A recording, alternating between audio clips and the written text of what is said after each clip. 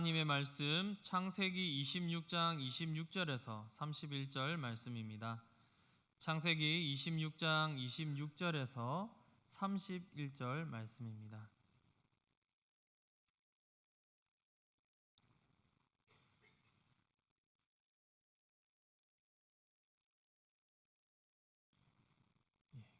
교독하도록 하겠습니다. 아비멜렉이 그 친구 아우삭과 군대 장관 비골과 더불어 그 아래서부터 이삭에게로 온지라.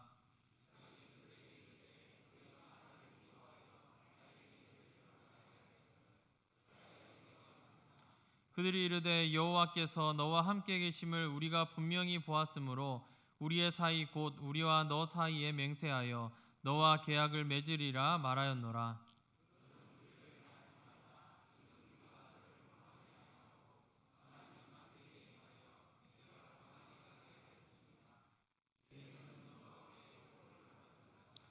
이삭이 그들을 위하여 잔치를 베풀매 그들이 먹고 마시고 일찍이 일어나 서로 맹세한 후에 이삭이 그들을 보내매 그들이 평안히 갔더라. 아멘. 31구역 나와서 함께 톡송하도록 하겠습니다.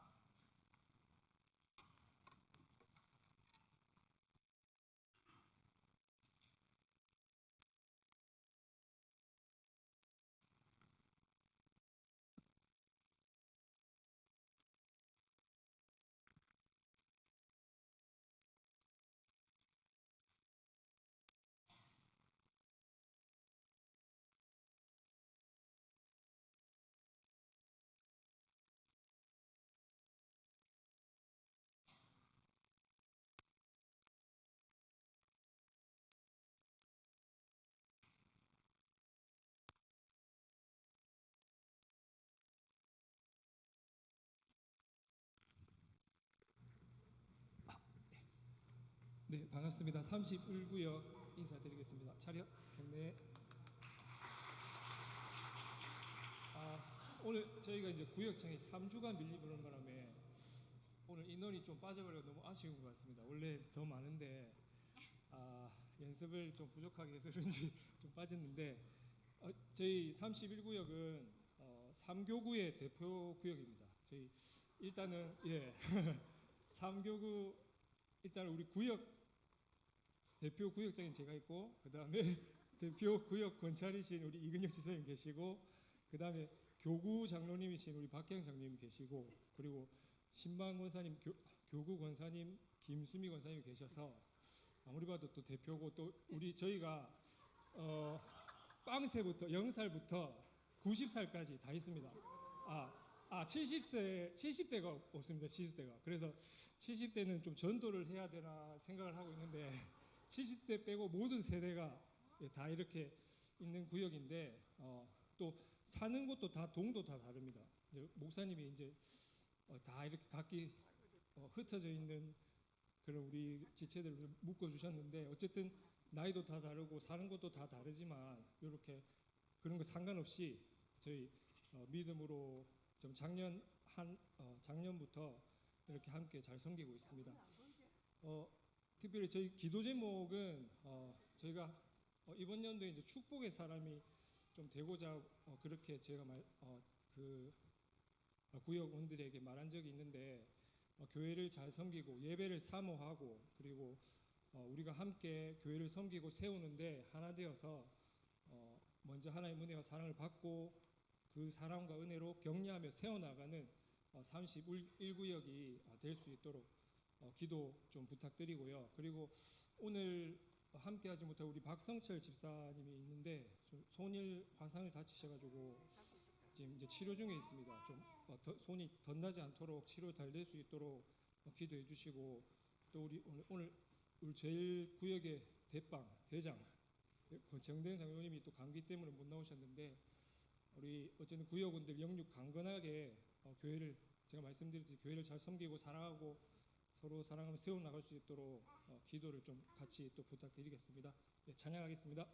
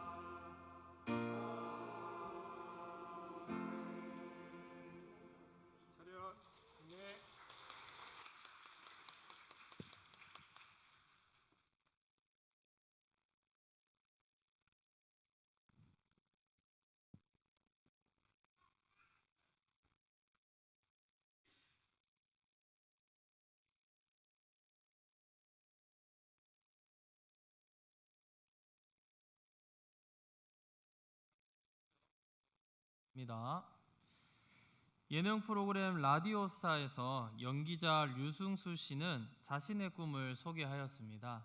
몇 년 전에 있었던 일인데요. 그가 꾸는 꿈은 무엇이냐? 안 유명한 부자가 되고 싶다라고 이렇게 그 자리에서 얘기를 했었습니다. 유명해지면 부유해집니다. 인기와 명예를 얻고 또 재산을 또 늘릴 수 있는 여러 기회들이 많이 있습니다. 하지만 주목받는 삶으로 인해서 피곤한 삶을 살게 됩니다. 저도 요즘 나이가 들어서 요즘에 아이돌 그룹의 가수 이름이나 또 사람의 이름을 잘 모르는데 며칠 전 뉴스를 보니까 가수 에스파 그룹의 카리나라는 여자 가수가 또 배우 남자 배우와 연애를 하게 되면서 여러 이제 팬들이 굉장히 그 카리나를 두고 또 많은 어려움을 겪고 있다라는 그런 이야기를 그런 뉴스를 보게 되었습니다. 아무리 돈과 인기가 많아도 젊은 청년 때에 우리가 평범하게 남녀간에 연애를 할 수 있는 그 데이트도 할 수 없는 그들을 보게 된다라는 거죠. 그래도 이제 안 유명하면 어떻습니까? 돈과 재산이 없습니다. 유명하지 않으니 또 내가 할 수 있는 것을 할 수 없는 그런 형편이 되는 거죠. 그런데 안 유명하면서 부자가 된다면 우리가 어떤 생각을 할 수 있습니까? 안 유명한 부자는 자신이 하고 싶은 걸 자유롭게 할 수 있는 그러한 일들이 있지 않을까 그렇게 상상을 하게 되는 거죠. 그래서 내가 사랑하는 사람들과 함께 좋은 여행지를 가고 또 맛집을 찾아다녀도 아무도 나를 해하지 않고 또 나에게 곤욕을 치르지 않게 하는 그러한 일들로 인하여서 이 세상을 마음껏 즐길 수 있는 그러한 상상의 마음을 가지고 그가 그렇게 소원이라고 말했던 것을 보았습니다. 성경에도 이런 인물이 있지 않을까 저는 고민하게 되었습니다. 예전에는 모세와 다윗과 같이 그런 용맹하고 또 인기가 많은 그런 사람을 찾고 싶고 또 그러한 사람들을 존경하고 또 그런 사람들을 배우고 싶은 마음들이 많이 있었습니다. 그런데 모세는 어떻습니까? 군중을 이끄는 리더십이 있고 또 굉장히 하나님 앞에 쓰임 받은 사람이지만 이 원망하고 불평하는 백성들을 이끌고 광야 생활 40년을 해야 된다라는 게 그건 좀 쉽지 않을 것 같다라는 그런 생각이 듭니다. 다윗도 어떻습니까? 다윗도 그 골리앗을 무찌르고 한 번에 스타덤에 올라서 이스라엘 백성들에게 많은 인기를 누렸던 사람입니다. 어릴 때부터 인기가 많았던 사람이지만 사울 왕이 시기하여서 평생 동안 그가 사울 왕이 살아 있을 동안 그를 쫓아다니면서 그렇게 목숨을 이렇게 구해야 했던 그런 순간들이 많이 있었습니다. 요즘 들어서 저는 이삭이 마음에 듭니다. 오늘 말씀도 이삭의 말씀을 준비하였는데요. 이삭이야말로 안 유명한 부자였지 않을까. 성경 인물 중에서 그렇게 다른 인물보다는 유명하진 않지만 또 오늘 말씀에 보면 부자가 된 이삭에 대해서 말씀을 나누고 있습니다. 창세기 50장으로 된 책으로 이 아브라함부터 이삭, 야곱, 요셉까지 총 4명의 인물들이 나오지만 그 중에 인물들 중에 가장 짧은 그런 말씀을 할애하고 있습니다. 주목을 받지 않던 인물이지만 그래도 이 창세기 26장에서 거부로 표현되면서 부자로 그가 살았다라고 말씀하고 있습니다. 부자 이삭에게는 그의 품격이 있는데 오늘 말씀과 그리고 오늘 그 전의 말씀을 함께 살펴보면서 그 부자 이삭의 품격에 대해서 말씀을 나누고자 합니다. 이 창세기 26장은 유일하게 이삭에게만 집중된 말씀입니다. 다른 말씀에도 나오지만 아브라함과 곁들여서 그가 나오고 또 이후에는 이 야곱과 에서와 이 아들들에 치여서 그렇게 나오는 아버지로 나오게 됩니다.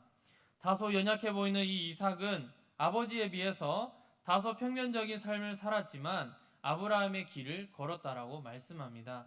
하나님께서는 아브라함에게 주신 이 약속을 더 구체적으로 누릴 수 있도록 그가 은혜를 받았던 사람인 것을 말씀합니다.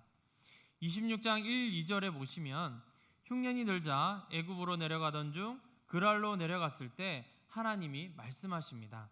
하나님은 이 땅에 계속 머물고 있으면서 내게 복을 주겠다라고 말씀합니다.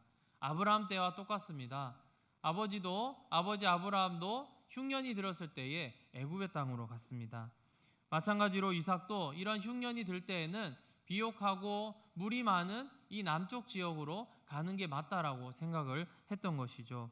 그런데 그때에 하나님께서는 이곳에 머물러라, 이 블레셋 땅 그랄 땅에 너가 머물면 내가 복을 주겠다라고 말리면서 그를 그 자리에 앉혀 놓았습니다. 그래서 이삭은 그 자리에서 농사를 하였습니다. 12절에 보시면 이삭은 그 해에 100배의 수익을 올렸다라고 말합니다. 우리가 이렇게 말하면 조금 상상이 안 가실 수도 있는데, 우리가 지난 코로나 팬데믹 가운데 많은 분들이 이런 월급이나 또 수익이 많이 줄었습니다. 그래서 내 월급이 한 달에 100만 원으로 이렇게 100만 원이 되어서 받았어, 이렇게 생각하시면 이삭은 그 어려울 때에 1억을 받았다라고 생각을 하시면 되겠습니다. 우리가 지금의 평소에 200~300을 번다고 한다면 지금 이삭은 2억, 3억 이렇게 버니까 굉장한 수준의 그런 차이가 있다는 것을 우리가 알 수 있습니다. 그래서 정말 100배의 수확을 얻었을 수도 있고요. 이 성경에서는 또 문자적으로 숫자를 쓸 때가 많이 있습니다. 그래서 100배의 수확을 얻었다라는 것은 이 농사를 함에 있어서 정말 최대치의 그런 수확을 얻었던 사람이 바로 이삭이다, 이렇게 말씀하고 있는 것이죠. 이삭은 이렇게 하나님의 복을 주셔서 이러한 수익을 얻었다라고 고백을 했습니다. 그러면서 13절에는 창대하고 왕성하여 마침내 거부가 되었다라고 말합니다. 그러니까 이곳에서 농사를 하고 한 번에, 그 단번에 그렇게 100배의 수익을 얻었지만 그걸로 끝이 난 게 아니라 그 이후에도 계속적으로 잘 되었다라는 것을 말씀합니다. 그래서 양과 소가 떼를 이루고 종이 심이 많아져서 그의 부가 엄청나게 되었던 거죠. 농사를 해서 그 수확물만 많아서 이것을 내가 잘 먹고 잘 사는 것뿐만 아니라 그 너무 많은 수확물 가지고 물물 교환을 하면서 양도 사고 소도 사고 또 종도 부리고 이렇게 그 지역에서 거부가 되었다라고 말씀합니다. 당시 이삭의 부유함이 이 예상 밖을 뛰어넘는 너무나도 대단한 그 지역 마을에 대단한 일이 되었던 것이죠. 주변의 블레셋 사람들의 반응은 어떠했을까요? 저기 먼 타지에서 이렇게 온 사람이 이곳에 와서 농사를 하였는데 100배의 수익을 얻고 또 이곳에서 더 농사가 잘 되어서 거부가 되었다라는 소식을 들었습니다. 그들이 먼저 보였던 반응은 시기였습니다. 블레셋 사람들의 마음에 시기심이 일었습니다. 우리가 잘 되는 사람을 보면 더 잘 되는 것을 칭찬해야 되는데 주변에 누가 잘 된다고 하면 괜히 심술이 나고 시기 질투를 하게 됩니다. 시기의 특성 중 하나가 자기와 관계없는 사람에 대해서는 거의 질투를 하지 않습니다. 예를 들어서 옷가게를 하는 사람이 어떤 농부가 농사를 해서 거금을 들였다라고 하면 별로 그거에 대해서 별로 시기가 나지 않습니다. 그리고 회사원이 같은 동네에 마트가 잘 된다고 해서 그거에 대해서도 시기하지 않는다라는 거죠. 그러나 같은 분야에서 경쟁관계에 있을 때에 시기가 일어납니다. 뿐만 아니라 이 질투의 불길이 아주 가까운 인과관계 속에서 작용하기 시작하면 그 불꽃은 더욱 사나워지는 것이죠. 그래서 가까운 사람이 더 잘 되고 더 잘 될수록 우리의 마음은 시기심이 더 일어나는 게 인간의 본성이라는 겁니다. 그래서 그 질투의 불꽃은 반드시 그 주변의 사람에게 화상을 입히게 되는데요. 이 블레셋 사람들의 시기심이 일어서 누가 피해를 보느냐? 바로 오늘 이삭이 그 피해를 보고 불꽃의 그 화상을 입게 되는 겁니다. 흉년이 들 때에 블레셋 지역 그랄 땅으로 온 이 이주민이 본토에서 농사하던 자국민들보다 더 잘 되어 갑니다. 그리고 아주 마음에 질투가 일고 시기가 나게 된 것이죠. 우리가 왔으면 어느 정도 적당히 벌고 그 정도로 그쳐야 되는데 부가 너무나도 많아지니까 어느 누구의 양을 사고 또 누구의 소를 사고 또 심지어는 또 마을에 있는 또 마을 지나서 그 종들을 데려와서 그 집에서 일하는 모습을 그들의 눈으로 똑똑히 보는 것이죠. 이를 보고는 그들의 배가 아팠던 겁니다. 우리나라 속담에도 이와 관련된 속담이 있습니다. 사촌이 땅을 사면 어떻게 됩니까? 배가 아프다라는 그런 속담이 있습니다. 옆집에 사는 누가 이번에 서울대 간다더라. 그 옆집에 사는 또 아무개 아줌마는 땅값이 올라서 몇 억에 팔았다더라. 이번에는 큰 형님네가 주식을 했는데 대박이 났다더라. 자, 이런 이야기 들으면 우리는 어떤 감정이 생깁니까? 와, 정말 자랑스럽다. 우리 동네에도 서울대 출신이 나왔네. 가서 칭찬해 줘야겠다. 박수 쳐 줘야겠다. 와, 땅값이 많이 올라 돈이 많이 벌었겠네. 가서 밥 한 끼라도 하나 쏘라고 연락을 좀 해야겠다.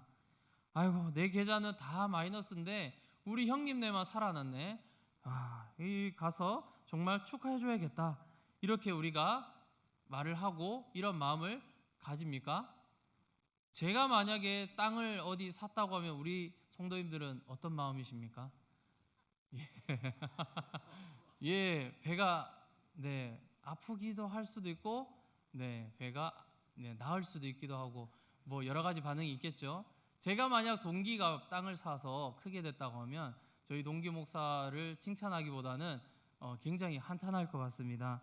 우리의 그런 마음들이 그렇습니다. 서울대는 무슨 늘 공부만 하고 다른 일들은 돕지도 않고, 그리고 우리 마을에서는 그렇게 서울대 간다고 그렇게 하더니 에이 서울대 갔네. 그래 서울대 가야지.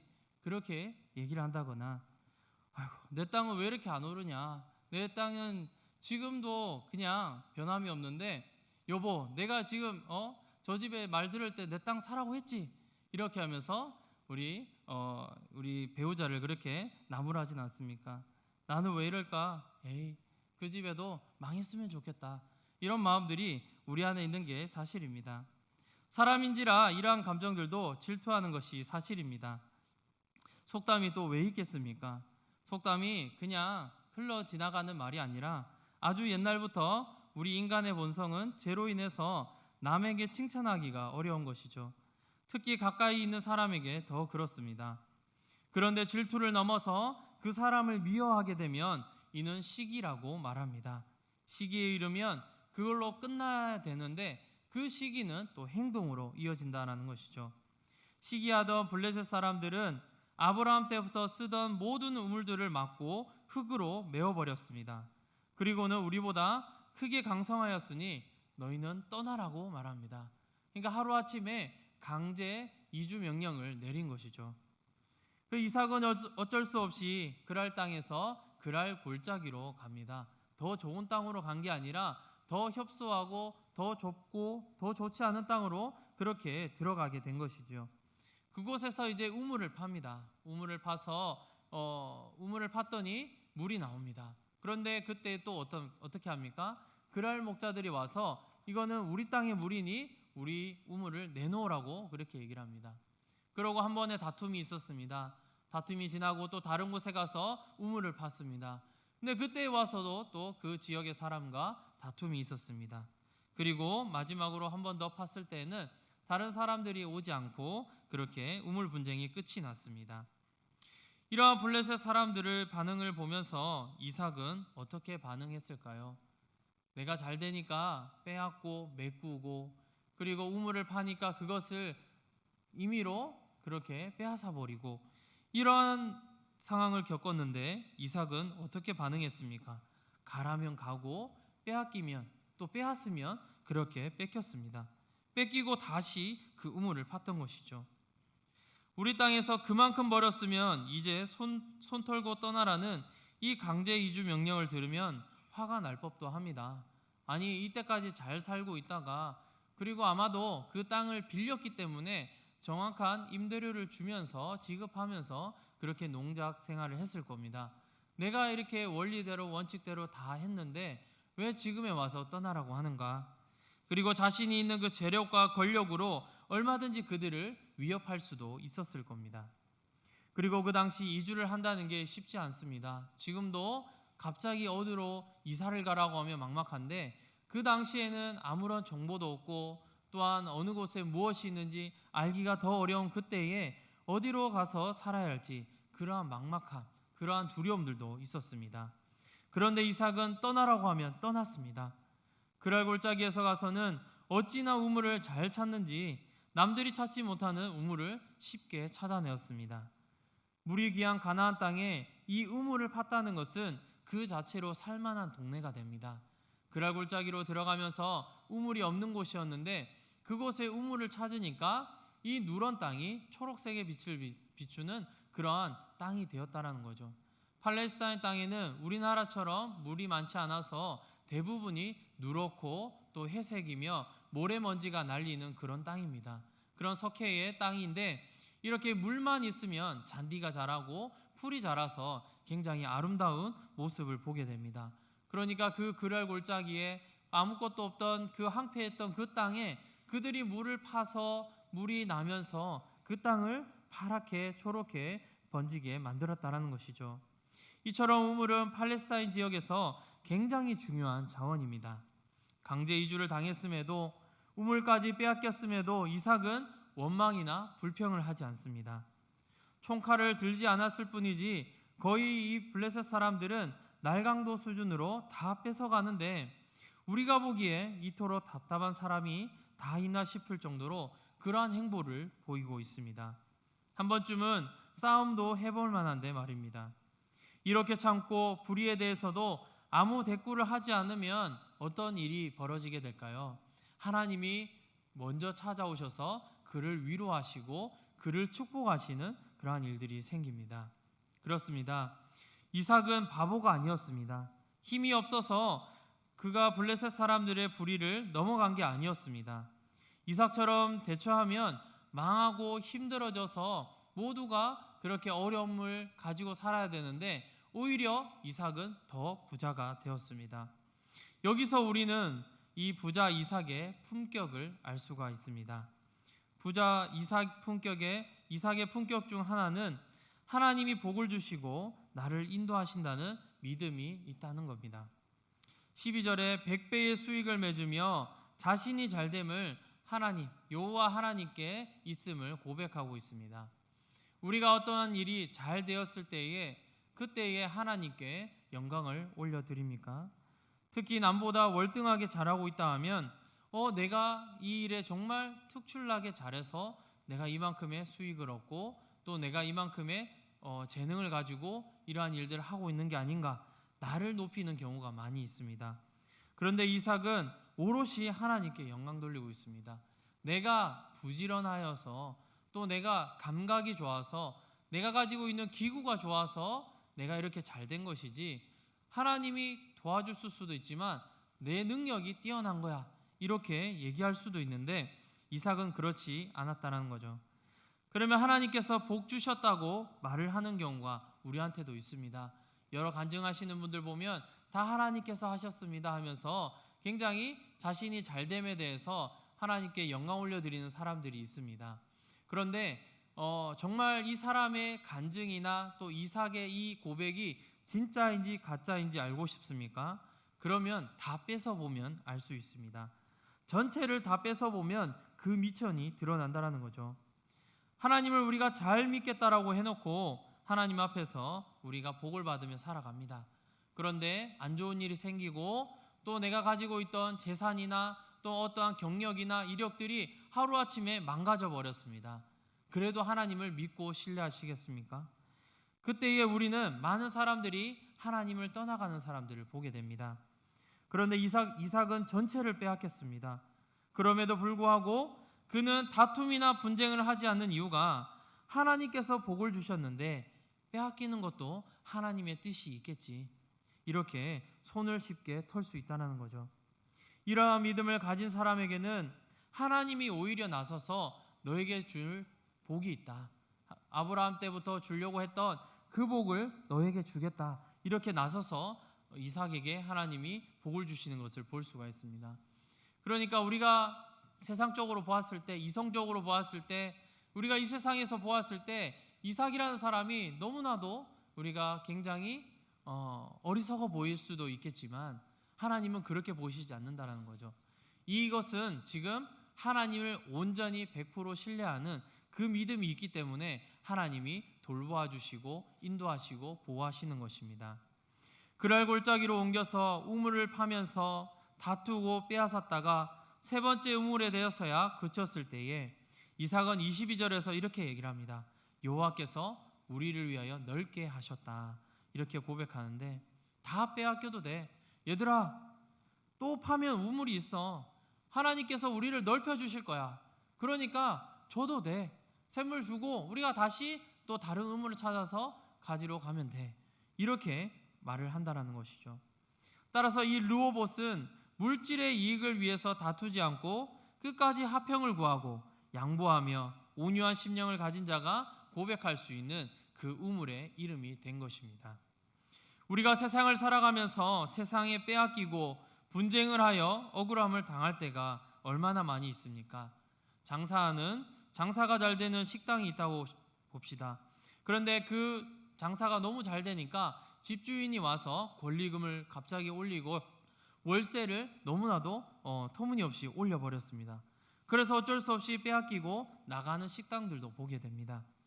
그런데 그 식당 주인이 크리스찬이었다면 이러한 어려움을 당할 때 이삭을 통해서 우리는 어떤 대처가 필요하겠습니까? 하나님이 복을 주실 거야. 지금의 일은 시기하고 질투하는 게 당연할 수도 있어.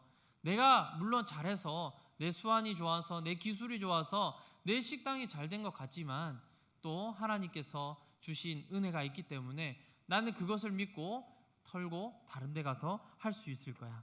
이렇게 이삭의 고백이 우리의 신앙 고백이 되어야 될 줄로 믿습니다.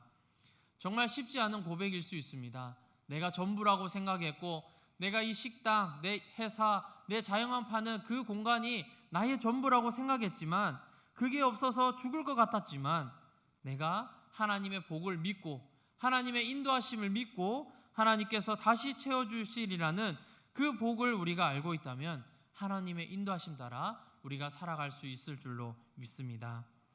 부자 이삭의 품격 중 다른 하나는 하나님께로 돌아오는 마음입니다.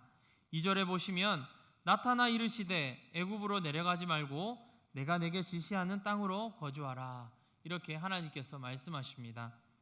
흉년으로 가계에 어려움이 있어서 이삭은 가족들과 함께 애굽으로 내려가려고 했습니다.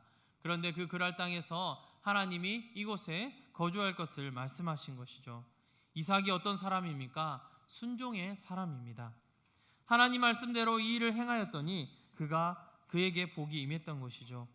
복을 주신다고 했지만 그랄 땅에서 최고의 부자가 될 줄은 알았겠습니까?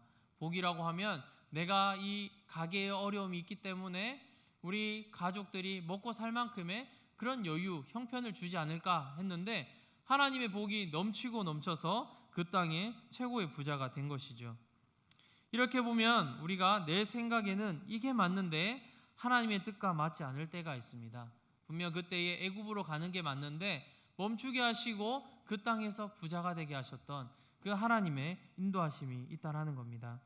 이렇게 내 생각을 꺾고 하나님의 말씀에만 순종하여서 일을 진행할 때에 큰 복이 있음을 믿으시기 바랍니다. 이삭은 또 그랄과 그랄 골짜기의 삶을 다 정리하고 브엘세바로 돌아왔습니다. 흉년으로 인해서 블레셋에서 지내면서 물질의 축복을 받았지만 이 블레셋 사람들의 시기로 인해서 여간 쉬운 삶은 아니었습니다. 그런데 브엘세바는 어떠한 곳입니까?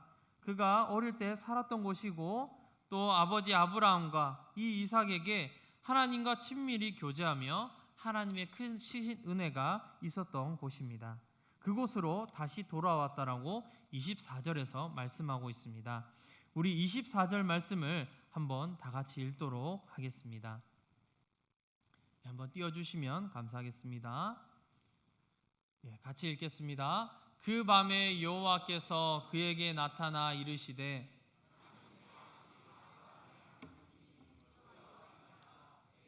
아브라함을 위하여 내가 너와 함께 있어 내게 복을 주어 내 자손이 번성하게 하리라 하신지라. 아멘. 그때도 하나님이 이삭에게 말씀하셨습니다. 이삭은 제단을 쌓고 하나님 앞에서 예배를 드렸습니다. 하나님의 이름을 부르며 하나님 앞에 예배를 드릴 때에 이렇게 하나님께 순종하는 마음 가운데 물질에 따르지 아니함에 있고 하나님의 은혜가 머무는 곳을 자신이 선택함에 의해서 하나님 앞에 영광을 올려드리고 있는 것입니다. 요즘 시대와 같이 변화가 빠르게 지나가는 시대가 없습니다. 우리가 여기 따라서 저기 따라서 트렌드를 따라서 우리가 또 부를 따라서 명예를 따라서 가다 보면 내가 지금 어디에 와 있는지도 모르게 다른 곳에 와 있을 수도 있습니다. 심지어 신앙을 잃어버리고 또 신앙과 우리의 믿음이 연약해져서 다른 곳에 우리가 집중하고 있을 수도 있다라는 것이죠. 그럼에도 불구하고 다시금 예배 자리로 돌아왔을 때 하나님이 주시는 평안으로 우리가 기쁨이 회복될 줄로 믿습니다. 하나님은 브엘세바에 돌아온 이삭에게 또 우물을 그곳에서 주시는 것을 볼 수가 있습니다. 그러니까 우리가 하나님의 뜻에 따라서 복을 받아서 그곳에서 내가 머물 줄 알았는데 알고 보니 예배가 없는 그 자리였던 것이죠. 그래서 다시 돌아와서 내가 다 정리하고 예배의 자리로, 교회로, 또 믿음의 자리로 그렇게 돌아왔을 때에 내가 이제 어떠한 삶을 살아갈 수 있을까? 그런 문제가 있을 수 있습니다. 그런데 하나님은 그럼에도 불구하고 복 주시는 하나님을 믿으시기 바랍니다. 마지막으로 오늘 함께 읽었던 본문이 부자 이삭 품격의 백미입니다. 마지막으로는 원수들이 하나님을 인정하고 화해를 요청합니다. 사실 저는 이 말씀을 드리고 싶어서 첫 번째, 두 번째, 그리고 26장 이전 본문을 말씀을 드렸습니다. 시기하고 빼앗던 블레셋 사람들이 이 브엘사바로 다시 이주를 한 이삭을 찾아옵니다. 고위 간부였던 아비멜렉과 아우삭과 비골 군대 장관이 직접 찾아와서 그에게 맹세하고 우리가 계약을 맺어서 화해 요청을 하고 있습니다. 하나님의 함께 하심을 이삭을 통해서 그들도 보았다라고 말합니다. 세상 사람들이 정말 하나님이 있구나, 여호와 하나님이 정말 살아 계시구나, 어떻게 저 이삭을 따라서 복을 받는 것을 보면 정말 이삭 때문이 아니라 그가 믿는 신이 있구나, 이렇게 그들이 인정하고 있다는 겁니다. 농사는 부지런히 일을 해서 100배의 수확, 정말 최대치의 수확을 이끌어냈다고 하더라도 이 우물 찾는 것은 도저히 이해가 되지 않는 거죠. 우리가 우물 하나 찾는 것도 굉장히 어려운 일인데 이 이삭은 가는 곳마다 빼앗기고 또 빼앗겨도 그는 우물을 찾아냅니다. 정말 이것은 하나님께서 또 신이 내려준 은혜가 아니면 그렇게 할 수 없다라는 거죠. 그런데 이들이 물을 찾아내서 우물을 만들면서 또 어떠한 것을 봅니까? 물론 물을 찾아내는 그 기술도 중요한데 마른 땅이 변하여서 샘이 나는 이런 역사를 한 번도 아니고 여러 번 경험한 이삭과 그의 사람들은 하나님의 은혜가 그들뿐만 아니라 이 이방 사람들에게도 선한 영향력을 가지게 되는 거죠. 글 아래서 살던 사람들은 거기에서 비옥하고 또 물이 어느 정도 있었기 때문에 정착된 삶을 살 수 있었습니다. 그리고 그가 강주 이주 명령을 갖고 그랄 골짜기로 들어갔을 때는 황황망량한 그런 곳이었습니다. 그런데 그곳에 물이 생기니까 사람들이 생기가 돌고 또 사람들이 모여들게 되는 거죠. 이런 것들을 보면서 그들이 느꼈다라는 것입니다. 따라서 이삭과 블레셋 사람들 사이에 이 우물을 차지하기 위해 분쟁이 일어나고 있었지만 그 이야기의 결과는 원수들이 하나님이 함께 하심을 그리고 하나님의 축복이 있음을 인정하는 데 있는 것이죠. 이삭이 잘 되는 건 본인의 능력 때문이 아니라 그가 믿는 신으로 인해서 그가 잘 되는 것을 인정하고 있는 겁니다. 분명히 우리가 이렇게까지 했으면 망하고 또 진작에 자기 나라로 돌아갔어야 되는데 왜 저 사람 저렇게 잘 될까? 이런 의문이 들면서도 이제 두려워지는 겁니다. 쉽게 말해서 요즘 말로 호구인 줄 알았는데 정말 잘 되는 걸 보니까 뒤에 누가 그렇게 봐주는 든든한 백이 있는가 그렇게 의구심이 들었다라는 거죠. 그런데 이 이삭에게는 누가 있습니까? 든든한 백, 하나님께서 함께 하셨기 때문에 이러한 사실도 세상 사람들도 알게 되었다는 것입니다. 말씀을 정리하겠습니다. 우리는 살아가면서 누구나 이 세상에서 많은 어려움들을 겪고 살아갑니다. 가까운 예로는 우리가 코로나 팬데믹으로 인해서 근 3년간 많은 어려움들이 있었습니다. 모두가 힘든 시절을 보냈지만 이런 어려움 속에서도 또 잘 되어서 사업이 잘 되어가는 그런 사람들도 분명히 있었습니다. 마스크가 평소에도 잘 팔리긴 하지만 이때는 이 원가가 굉장히 뛰고 해서 마스크 사업으로 또 많은 사람들이 그렇게 돈을 많이 벌었던 그런 시절이 있던 것이죠. 이렇게 시기하여서 우리가 해코지하며 다시 어려움으로 몰아넣을 수도 있습니다.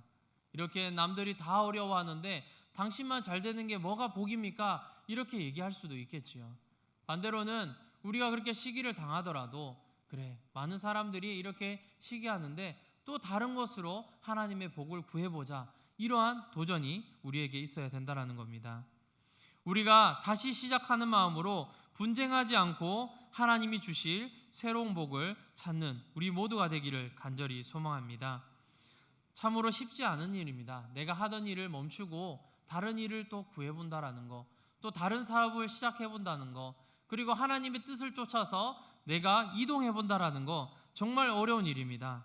하지만 시기하여서 안 좋은 직장으로 가게 되고, 시기하여서 안 좋은 부서로 가게 되고, 시기하여서 내 사업이 폐업이 되고 망하게 됐다고 할지라도 다른 데 가서도 잘 살고 있네, 거기서도 잘 하고 있네, 거기서도 잘 적응하고 있네, 이러한 반응을 우리가 보여주자는 것이죠. 사실 저도 사역을 하게 되면 망할 줄 알았습니다. 정말 전도사 시절에 너무 어렵더라고요. 각오는 했었지만 이 살에 40만 원부터 시작하는 이 인생이 정말 쉽지가 않았습니다. 제가 저축을 했던 게 결혼을 준비하면서 그때 처음 저축이라는 걸 해봤습니다. 돈이 생기면 헌금을 하고 또 부서의 학생들과 맛있는 걸 먹고 이렇게 하고, 교통비와 또 학교에서 교재를 사고 하면 돈이 없었습니다. 그런데 그때에 제가 저금을 하게 되고, 그래서 지금은 정말 힘들고 어렵게 살아갈 줄 알았는데 목사가 된 지 7년 8년 차가 되지만 망하지 않고 그래도 이렇게 잘 살아가고 있더라고요. 그렇습니다. 우리가 힘들고 어렵게만 살 줄 알았지만 하나님께서는 가는 곳마다 주시는 복이 있습니다. 그 복이 우리에게 있는데 우리가 알지 못했기 때문일 겁니다. 저도 앞으로도 계속 증명해야겠지만 우리 성도님들도 하나님의 복 때문에 내가 지금까지 살아왔다는 것을 증명하시길 바랍니다. 그곳에 하나님의 부르심이 있고 하나님의 인도하심이 있습니다. 돌고 돌아서 다시 교회로, 돌고 돌아서 다시 예배 자리로 돌아온다고 하여도 우리에게 하나님이 주실 복이 있음을 믿으시기 바랍니다. 세상 사람들이 우리를 보며 먼저 하야하고 먼저 그들이 찬양하고 하나님이 살아계심을 고백할 때에 우리 모두가 하나님을 영광스럽게 찬양하는 우리 모두 되시기를 간절히 소망합니다. 우리 들은 말씀을 기억하시면서 찬송가 384장 찬양하겠습니다.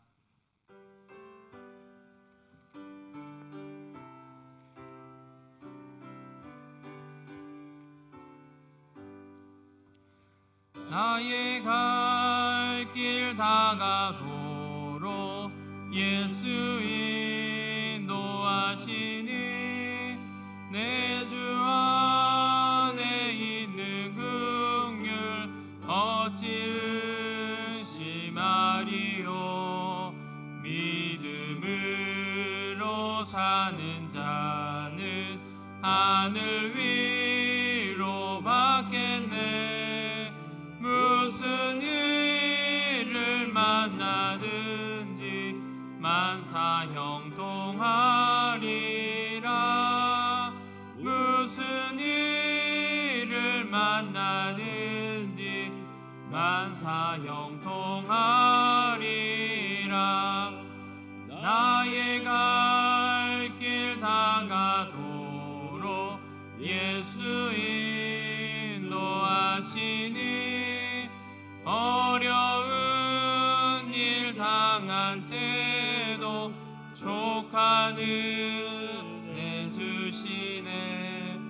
나는 심히 고난하고 영혼 매우 가라나 나의 앞에 반석에서 샘물 나게 하시네.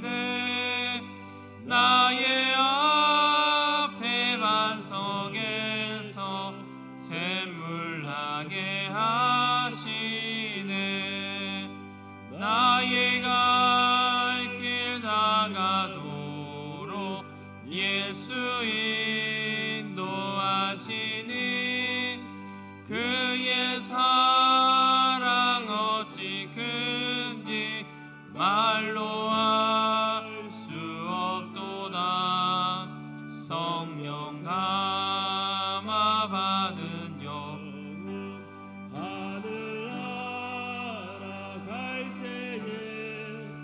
영영 부를 나의 찬송 예수 인도하셨네. 영영 부를 나의 찬송 예수 인도하셨네. 아멘.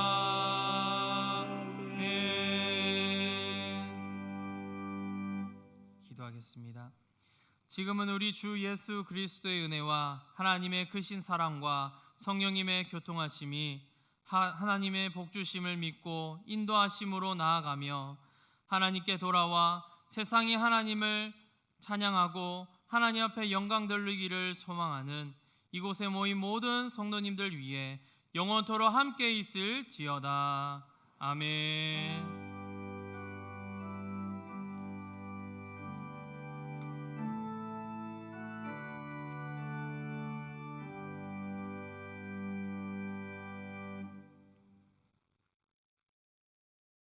교회 소식 전하겠습니다.